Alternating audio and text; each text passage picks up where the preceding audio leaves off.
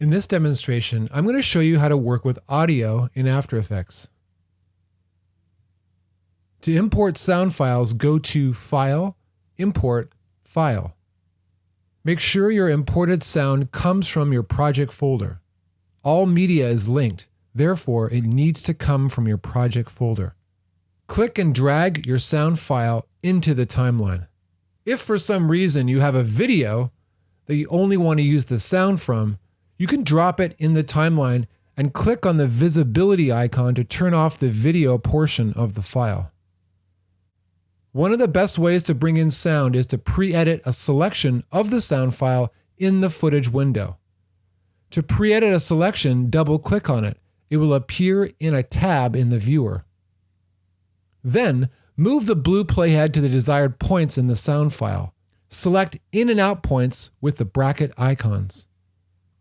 Then, click and drag it from the project window into the timeline. Now, just that selection is in the timeline. This is a good idea for long tracks that you only need a portion of. You can always adjust the in and out points of the clip with the arrow tool by clicking and dragging on the end of the clip. You can also adjust the selection itself by clicking and dragging on the center of the clip. If you can, edit your audio with headphones on. This will give you a better sense of what your composition sounds like.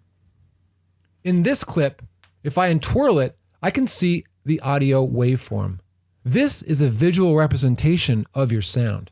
The larger the waveform, the louder the clip. You will want to monitor the decibel level of your sound in the audio meter window. If you don't see the audio meter, go to Window, Audio. If the audio meter hits red, it means your audio is distorting and you need to lower your audio decibel levels. In the level, you can reduce the number or raise it. 0 is the default. When you're editing audio, it's really important that your computer volume is set to the middle. Don't change it while you're editing audio. What you hear through your headphones is relative to your computer volume, so keep it consistent. You can create a fade in and a fade out by using keyframes.